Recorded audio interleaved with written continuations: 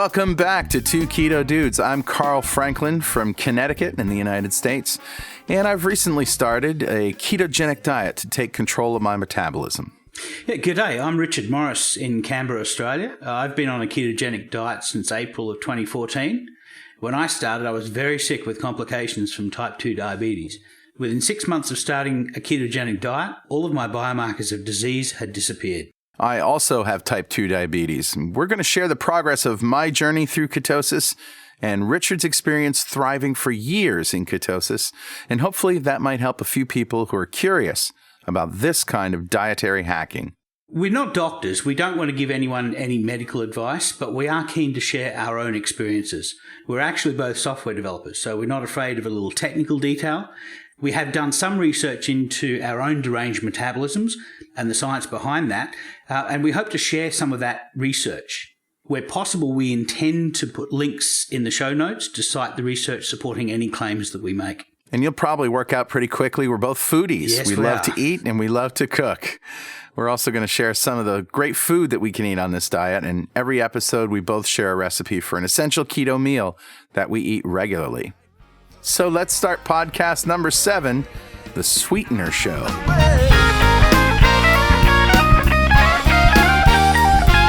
So, Richard, do you have any corrections or apologies from last week? I have one, but you go first. Okay, well, I do have one. It's not so much a correction, but I mentioned that after 6 months of keto, I ended up with massive muscles. Of course, I'm not Arnold Schwarzenegger. What I meant was, I meant Matt, and I got teased about this mercilessly. Yeah, I'm sure. What I meant, of course, is massive in relation to the muscles I thought that I didn't have before I started keto. So it's not like keto grows muscles, but it does preserve the ones you have.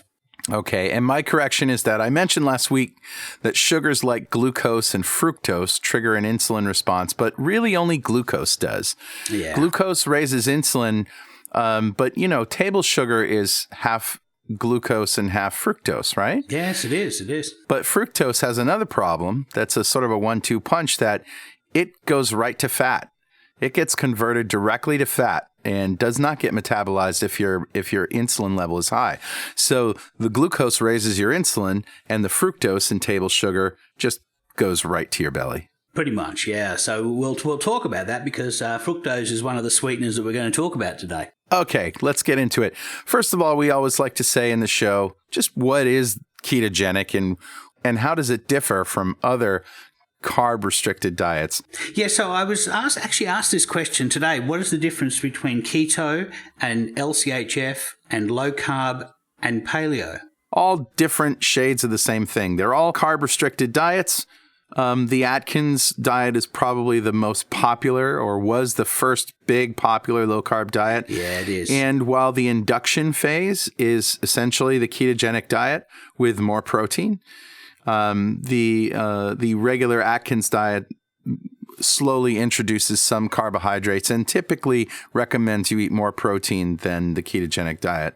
The paleo diet is also a carbohydrate-restricted diet, but they tend to focus on foods that were only available to Paleolithic man. And some of those foods that were available to Paleolithic man actually had some sugars in them, fruits and berries and like dates, for example, and you'll find a lot of that in paleo cooking, people using dates for sweetener. Yeah, and I don't know if the paleo people eat fruits year-round, but certainly if you were truly paleo, you lived back then, you would only have fruits at the end of the summer.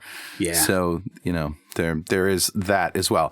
The low-carb, high-fat diet is essentially what we do. Yes, pretty much. Except that we focus on only eating enough protein to maintain muscle mass. And that turns out to be kind of a trick to get right, and something that you'll have to experiment with. If you're exercising, for example, or fasting, those ratios change. But essentially, just enough protein to be healthy because you don't want to stress your kidneys, and the rest from fat. And of course, really low carbohydrate, incidental carbs that come from nutritional things like green leafy vegetables and that's exactly right. Occasional nuts. Yeah, so pretty much we're getting all of our energy from fat, and we're using what protein we eat is for building our bodies, and the carbs are just incidental because a lot of good things have some carbs in them. So that's right. What we want to avoid is processed carbs, sugary fruits, sugary anything. Richard, how'd you do this week? So I had a bit of a lapse this week. On Thursday, my niece turned 18, and we went out to a Nepalese restaurant for dinner. Okay. And because the whole evening was about her, I didn't want to I didn't want to have to focus on my orthorexic diet, and so I just ate food. Yeah. I sidestepped the rice and the paratha and the naan, naan, which is all obviously carbohydrate food. Right. But I had things like dal and a lot of the sauces, and it turns out that I'll tell you what happened. The next day I put on 3 kilograms, so we all know what happened, right? And I tell you, I didn't eat 3 kilograms worth of food. So, right, but I drank a lot of water, and when I got home, I drank several liters of water, and of course, that's all water weight being put on. Right. So the next day I did a 90-minute bike ride. Nice. And that pretty much burned through all of my glycogen. And the funny thing was the whole time I was doing it, I was busting for a pee. And that, of course, is the water making its way out. Yeah, that's what happens. But did you find, as I did last week, that when you lapsed, you really didn't have carb cravings? Yeah, I didn't have much carb cravings at all. And I think part of that has to do with the fact that in the old days when I was a carb fueler, I was fueling on carbs, I would get into reactive hypoglycemia. That is, I'd eat some carbs, my insulin would kick in, and then it would take me too low, and it would take my blood glucose below where it wants to be, and then I would feel like eating a candy bar stat. Yeah, right. And so I don't get that because I'm quite comfortable getting energy from my body fat. Right, you're fat adapted. That's right. So I find that I don't get those carb cravings much. The only thing is it's a little bit of a setback, but all of that water weight, all of that glucose that's being stored, some of it gets stored in your liver, but most of it goes straight to your muscles. So it's something you really just want to spend 90 minutes doing something energetic, and you'll pretty much burn through that. Yeah, and that's something that I probably should have done this week, because this week I lost a pound. Oh, that's good. Yeah. But I went up and down a little bit and, ended up a pound down. But I know that I would have gone through that a lot faster if I had done any exercise whatsoever, but I didn't. And I've been doing intermittent fasting, which is just eating 1 meal a day. Sometimes it stretches over 5 or 6 hours, but most of the time it's within a 3 or 4 hour window. Yeah, so you're minimizing the amount of insulin that you have to deal with for that day. Yeah, exactly. And that has worked out really, really well. I generally don't get hungry until dinner time. And that would never have been the case before. Being fat adapted is just wonderful in that you have more control over your eating and your metabolism. It's remarkable, yeah. Yeah, so next week I'm going to be out in San Francisco. Cool. At a Microsoft conference. Nice. And I'm going to really enjoy only eating 1 meal a day, which is generally going to be dinner, of course, because, you're at a conference during the day, breakfast, lunch, it's all garbage. And you'll see pretty much everybody when they come out, they do a 50 or 60-minute session. And when they come out, everybody goes straight to the drinks trolleys to pick up a sugary soda and a little pastry or something. It's remarkable. Once you get off that particular conveyor belt, it's remarkable how much control you have over your eating. Yep, exactly. So I'm looking forward to it. May or may not lose any weight next week, but I certainly won't gain any. Yeah, no, that's excellent. All right, Richard, it's time for mail. We're justified and we don't need no Mail. So what do we got, Carl? Well, we actually had a great question/suggestion posted on our website by Ben Peltier, who says, "Hello, dudes. I would be interested in hearing your thoughts on the shift that happens in ketosis around the 3-week mark when the majority of the cells in the body stop using ketones and switch to using free fatty acids for fuel. This leaves only the brain and a few other cell groups using ketones for fuel. It seems this shift would be of significant import." And we said that was a great question, and go ahead and send us any research that you have found, right? So my understanding is that when we burn fat, we get a little energy converting fatty acids into a fuel called acetyl-CoA, which is then fed into a series of reactions called the Krebs cycle, and that generates a lot of energy. Right. When we burn glucose or ketones, we also turn them first into acetyl-CoA. So it's like a common fuel for this engine, the Krebs cycle engine. When the Krebs cycle can't keep up with the supply of acetyl-CoA coming from fatty acids, your mitochondria switches to make ketones instead, which it knows it can later convert into acetyl-CoA. So ketones are kind of like a storage form of fat fuel. It's a short-term storage form. And these ketones have more potential chemical energy than fatty acids or glucose. So it's kind of like a high-octane form of this fuel. Right. So the only reason that the liver is different is that it makes glucose, and one of the necessary chemicals that it needs to do that is something called oxaloacetate, which is one of the intermediary steps in the Krebs cycle. So when your liver makes glucose, it steals that oxaloacetate from the mitochondria, and that stops the Krebs cycle. So with a stopped Krebs cycle, the mitochondria turns fatty acids into ketones instead because it can't stuff them into the Krebs cycle because it's stopped. Got it. So in this state, the liver is making both ketones and glucose, which is perfect. That's exactly what we want when we don't have a source of dietary glucose coming in. Yeah. So most of the liver's energy is coming from that first stage of beta oxidation of fatty acids into ketones. As I understand it, all cells with mitochondria can take ketones and easily turn them into acetyl-CoA. And because ketones are water-soluble, they move easily throughout the body. When you first go keto, you're likely adapted for glucose fueling. Over 2 to 6 weeks, you slowly become better at moving fatty acids into the cell and into the mitochondria. And you also become better at making enzymes for oxidizing them. So you're just becoming a more efficient fat-burning engine. Yeah. At that point of keto adaptation, your ability to burn free fatty acids outcompetes your ability to burn ketones in most of your cells. So it's not so much that your cells lose the ability to burn ketones after 3 weeks. The ketones are queued up to get turned into acetyl-CoA with many, many more fatty acids all queuing for the same thing. So they get outcompeted. And so if I could posit the possibility or the theory then that this slowdown that we mentioned before, this PISS, the post-induction stall syndrome, is probably related to what's going on here that Ben talks about. It could be. I'm not quite sure about exactly how that relates to weight loss and why you stall at that particular point. Yeah. But there's definitely a change happening at that point. And he is right that we have all experienced this pause, right? Yeah. When you get on a low carb, high fat diet, after about 3 weeks, everything just sort of stops.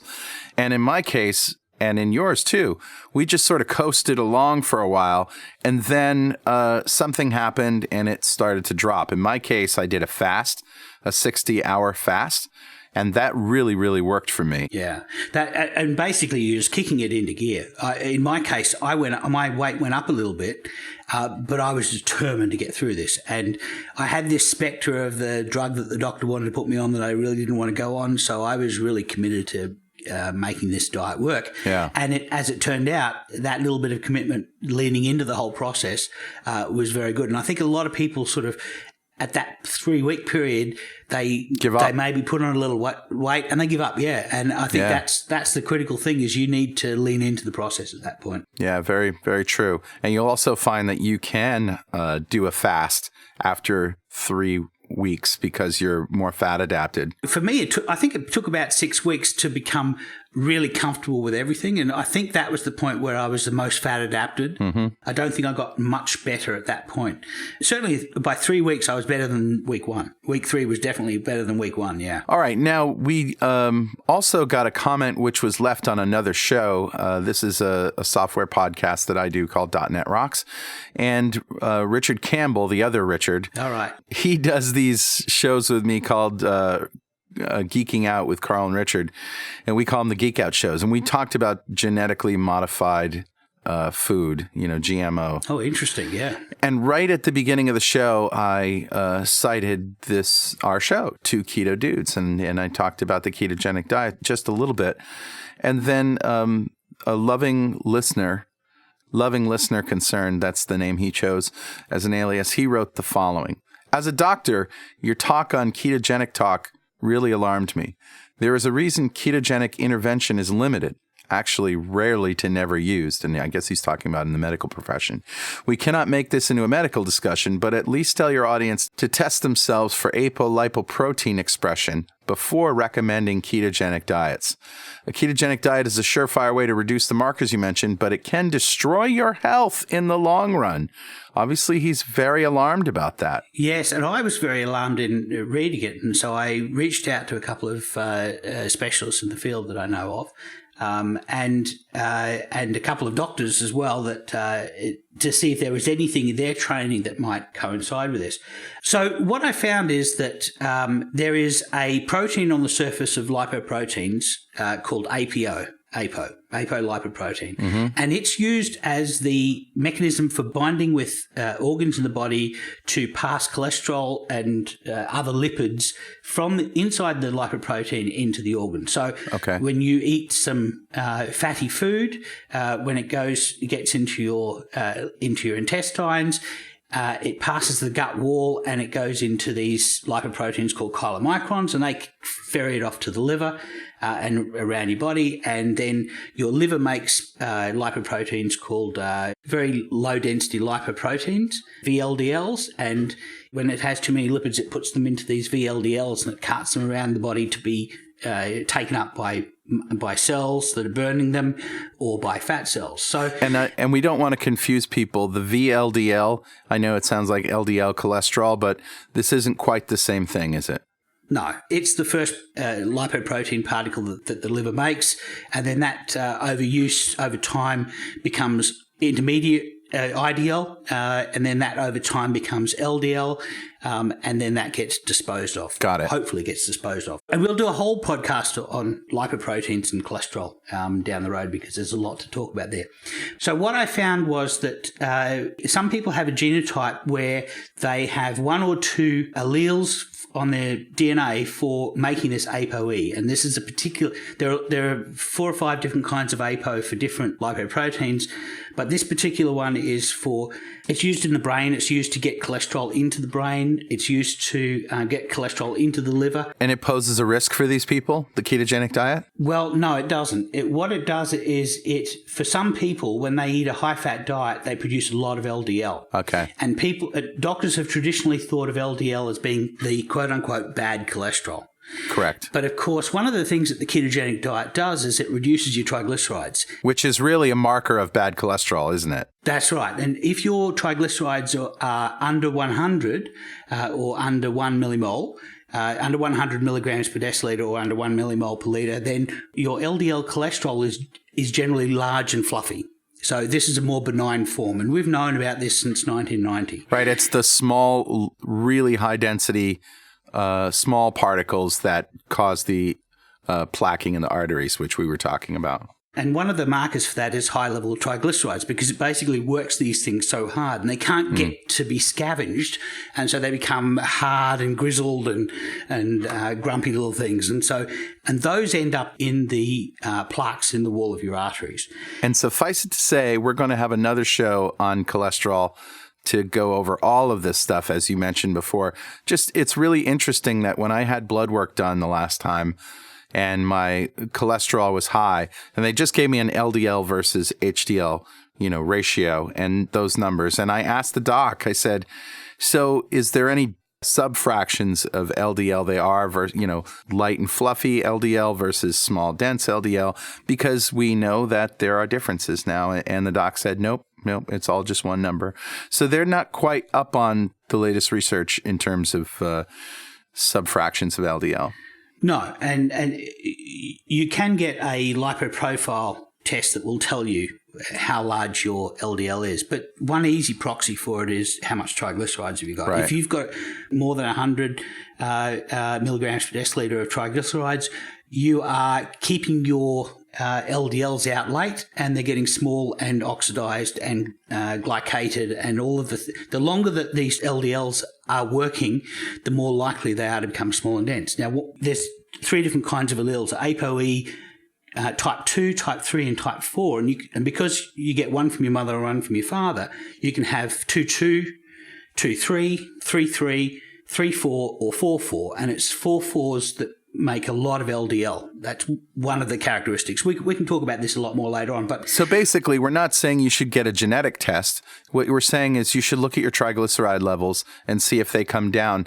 And while we're not doctors and we can't say just go ahead and try the ketogenic diet first, I have to believe that doing a ketogenic diet for a few weeks isn't going to raise your triglycerides, but you should watch the triglycerides and see if that they're coming down. If they're not coming down, then you may have a serious problem. Yes. My advice is really talk to your general practitioner or your primary care physician and get them on board and explain to them what you're doing and explain why you're doing it. And maybe when you start this whole process, get a preparatory blood work done. So get your glucose levels done, HbA1c, fasting glucose, maybe your insulin levels, fasting insulin if you can, and also get your triglycerides and HDL.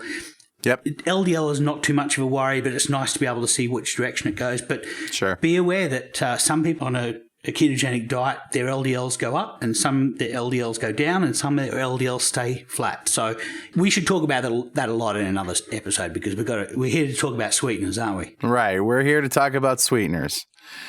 So, sweeteners, where do we start? I know people who are severely addicted to Diet Pepsi, Diet Coke, and aspartame or aspartame-based sodas, and I never really got into it all that much, thank God, and could completely take or leave diet sodas. But like I said, I know a lot of people.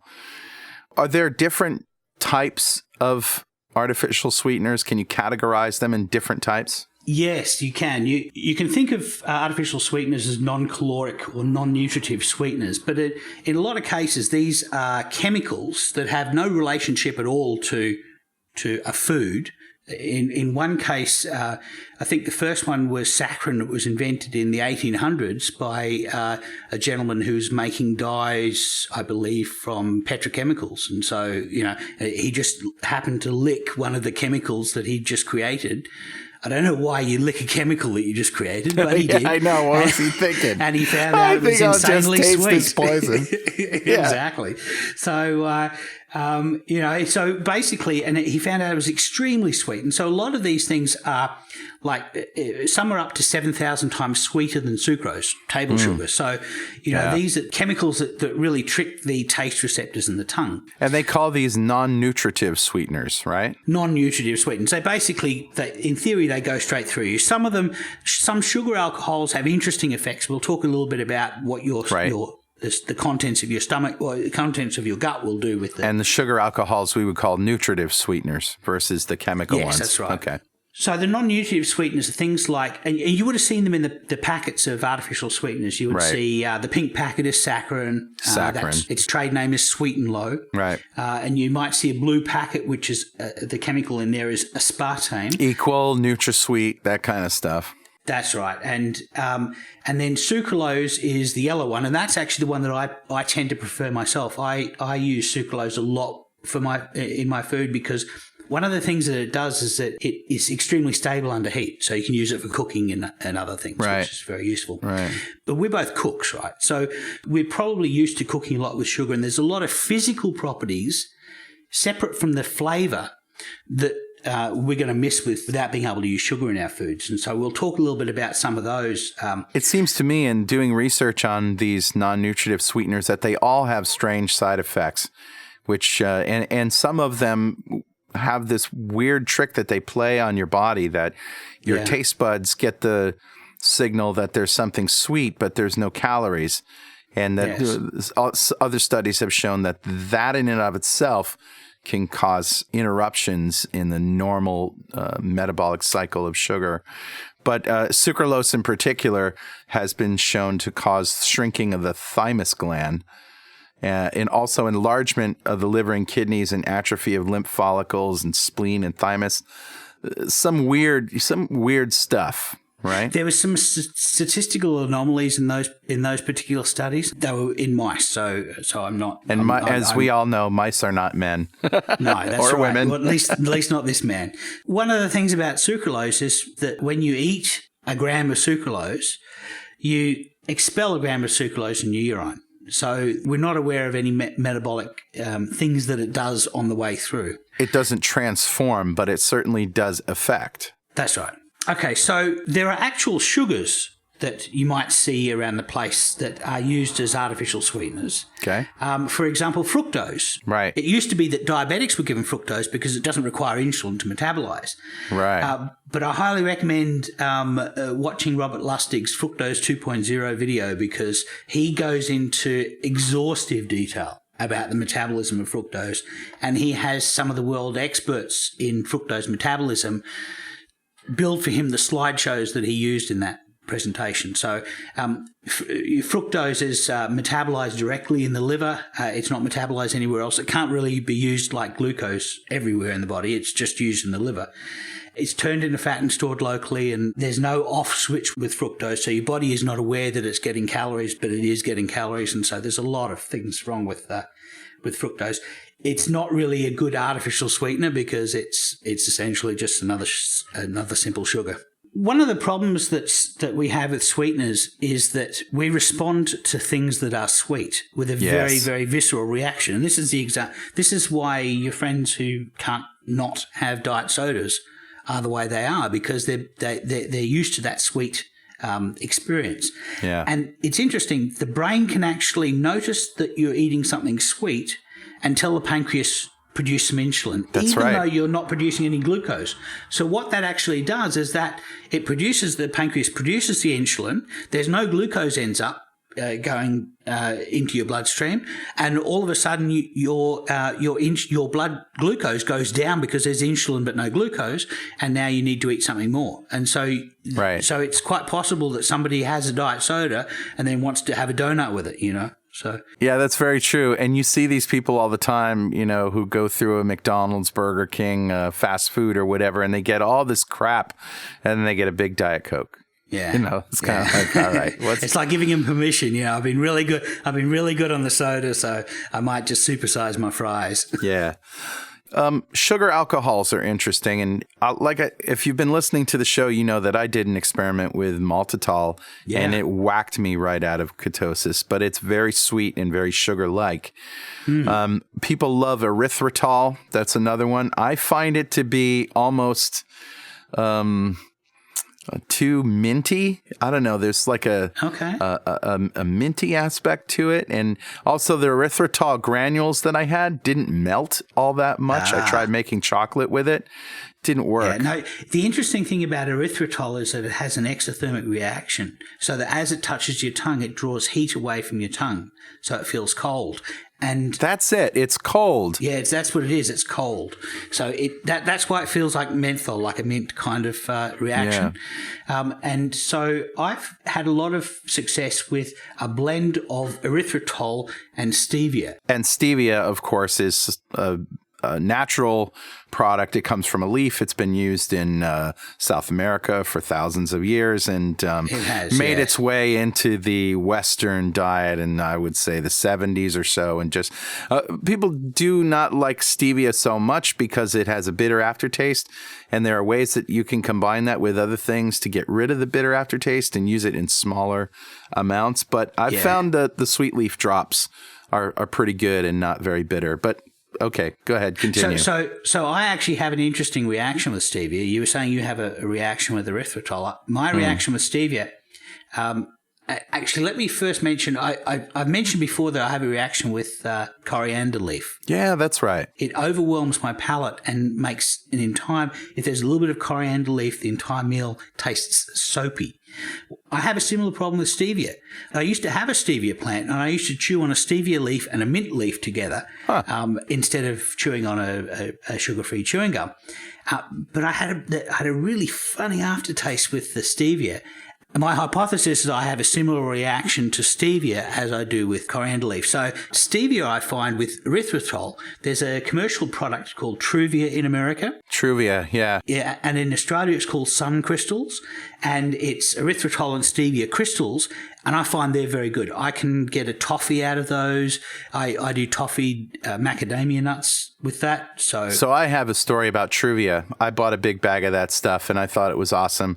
And I made essentially like a chocolate mousse with it. So I took whipped cream and Hershey's dark cocoa and, some Truvia and whipped it all up into this mousse. And it was delicious. And I gorged myself on that stuff and it whacked me. Ketosis. Gone. Oh, dear. Oh, totally whacked me. So me personally, I am very sensitive to all of these things. All these sugar alcohols, it sounds like, yeah. Yeah, and maybe even stevia. I don't know, but I just avoid all of them. And like we've been saying on the ketogenic diet, after a while you just forget about sweet and you don't care. You just don't care. It's just not that important. Yeah, I've heard people say if you're craving a sweet taste, eat something with fat in it. Now, yes. And the reason your body wants a sweet taste is because it knows that sweet things are processed very quickly into energy. Yeah. Underlying, you really want some energy. You're fat adapted. Have a little bit of butter, have a little slice of butter or a little bit of coconut oil or something like that. Piece of hard cheese. Yeah. Piece of hard cheese or some macadamia nuts and your body will be able to do what it needs to do with that to get you the energy that you want. And you may find that your sweet cravings go away. That is probably the smartest thing you can take away from this show today, kids, is that you're craving something sweet, eat some fat, and give it 5 minutes, and that craving will go away. See how it goes. That's a great, great thing to say, Richard. Only other thing I want to say is that Atkins bars, which people love to eat, are full of maltitol.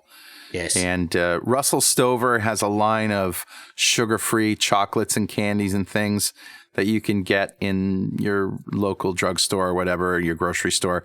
Those are also laden with maltitol. So I guess what we're saying here is there's a lot of different sweeteners. Go look at the risks of these things, number one. And number two, test yourself. Yeah, find out what works for you. And it's very easy to test yourself. You get up in the morning, you test your blood sugar. That's your fasting blood sugar. And then you eat a keto meal. And after the keto meal, have, something with maltitol in it and test yourself again. And if you really want to do it on day one, eat the keto meal without the maltitol, test your blood sugar after. Right. On day two. Get yourself a control, yeah. Absolutely. On day two, add the maltitol at the end and see if you have a reaction to it. That's just the way to do it. So there is one sugar artificial sweetener that I didn't mention, which is Xylitol. I had a Xylitol when I was a kid with the little hammers and stuff. Yeah, percussion. So, yes, well, Xylitol is not a musical instrument. It's actually a crystal. It's a sugar alcohol, and it's actually made from hardwood bark or corn cobs. Commercially in America, we make it from corn cobs, but traditionally, most of the Xylitol in the world is either made from American corn cobs or Finnish bark of hardwood trees. And it's actually, personally, I find it to be the closest to sugar in terms of its mechanical properties and its sweetness properties. But the only problem is it's highly poisonous to dogs. Well, of course it's poisonous to dogs. It's made from bark. Da-dum-dum. Boom tish. Yes, so we won't have it in the house. That's the bottom line for us there. So you're just afraid if the dogs get into the garbage or something, and they get some xylitol in it. Right, okay. Yes. Well, I just bought some xylitol because this is one sweetener that I haven't tested on myself. So I'm looking forward to doing that. Yeah, and I'll let you know next week how it goes. Awesome. So there are other sugar alcohols, and why sugar alcohol anyway? Why is it called a sugar alcohol when it's really not alcohol in the alcohol that we know?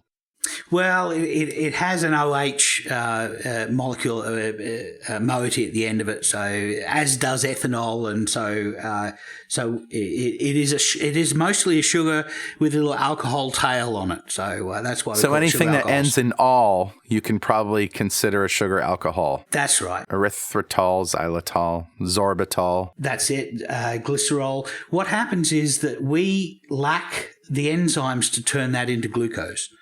But we're not the only organisms involved in our gut.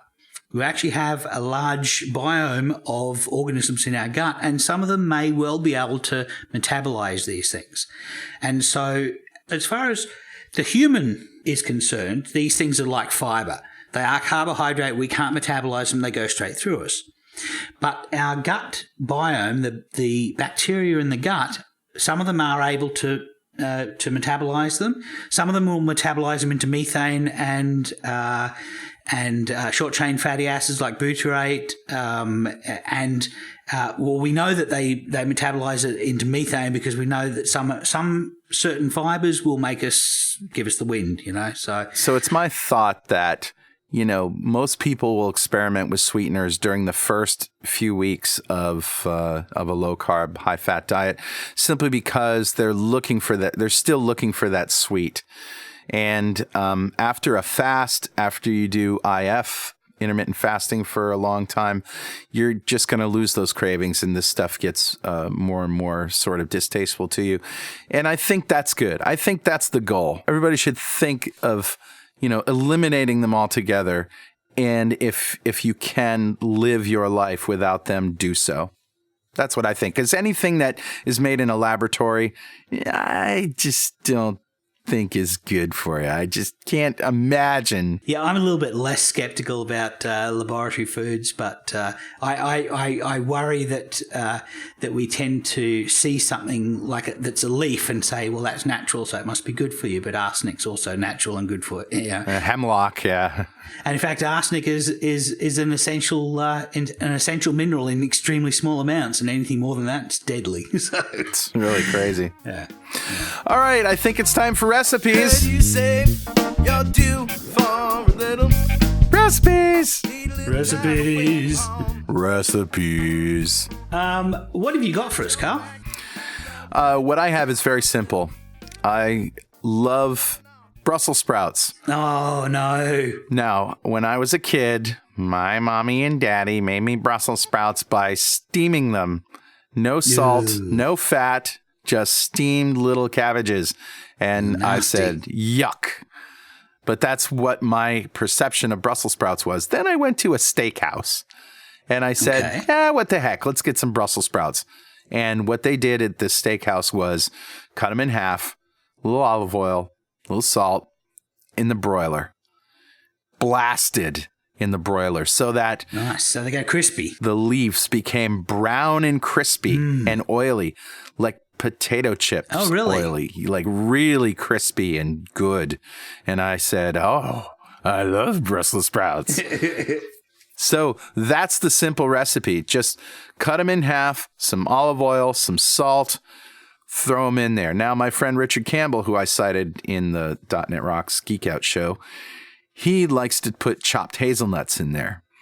I've also seen bacon. Bacon, yes, I've heard of bacon bits. And you can drizzle some mayonnaise over them as well. Yeah, I don't know about mayonnaise. I like mayonnaise in my tuna and my salads and stuff, but I don't know. Whatever. It doesn't matter. If you like mayonnaise, go for it. Who am I going to judge, right?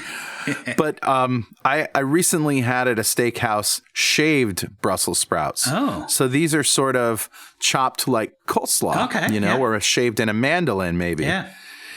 And then cooked instead of olive oil, they use bacon fat and then chunks of bacon or pork belly or something like that. Yeah. And then put that stuff under a broiler. And I'm talking like 500, 600 degrees, like right under the broiler. Oh, yeah. And you only need them in there for like 5 minutes. Yeah. And they'll turn brown. Now, another trick that we do at my house is after they've browned, I pull it out. I take some shredded Asiago or Parmesan, put that over that, and put it back in for another minute to melt that cheese. Let me tell you something. That sounds awesome. You'll be a believer, trust me. Yeah. And then it turns out any kind of vegetable that you can cook, you can blast under the broiler with some fat and some salt. So all you got to do is get some fat on it, and the fat's going to protect it a little bit, and then it's going to crisp it up. And that sounds awesome. So you could do it with cabbage or with wombuck or anything like absolutely. That. Yeah, absolutely. Cabbages are perfect for this because they're hardy and they can take the heat, Yeah.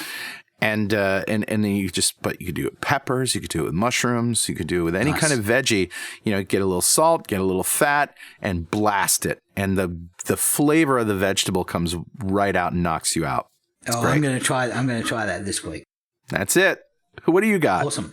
So I'm going to talk about low carb chocolate.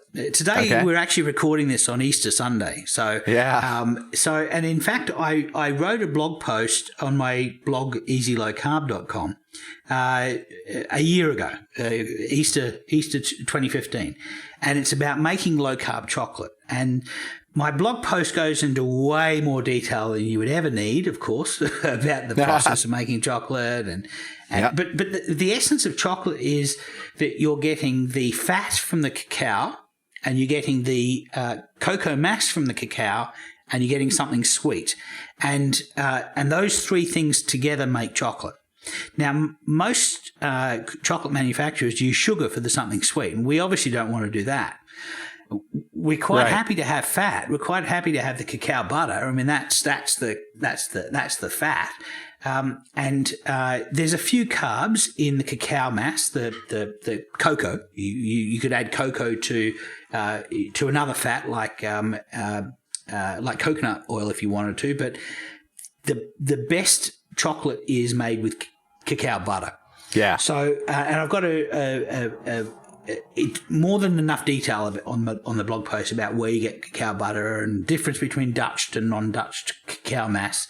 But basically, what you do is you combine the flavor, which is the cacao mass, or the cocoa. You add the fat, which is cacao butter, or you could use coconut fat, for example, and then you use a sweetener. And the critical thing is that you don't want a sweetener that has any water in it, because as soon as you add water to melted cacao butter, it seizes up. And you would have seen this if you ever melted any chocolate and you accidentally spill some water in it, it'll seize all up. So what you're doing is you're mixing these three together, and you're developing crystals in it. You can just take that melted chocolate and put it into forms, and you'll get perfectly fine chocolate.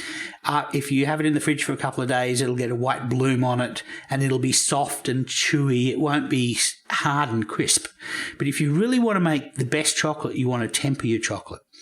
And this is a process of setting the crystals in the chocolate so that you end up with a snap. When you break the chocolate, you end up with a snap, and it doesn't melt in your hand. It melts easily in your mouth.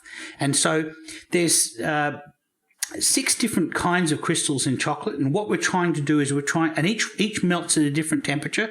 So what we're trying to do is we're trying to melt the chocolate and then slightly set it and then melt it a little bit more. And it's the temperatures that we do this that's going to make the ideal chocolate.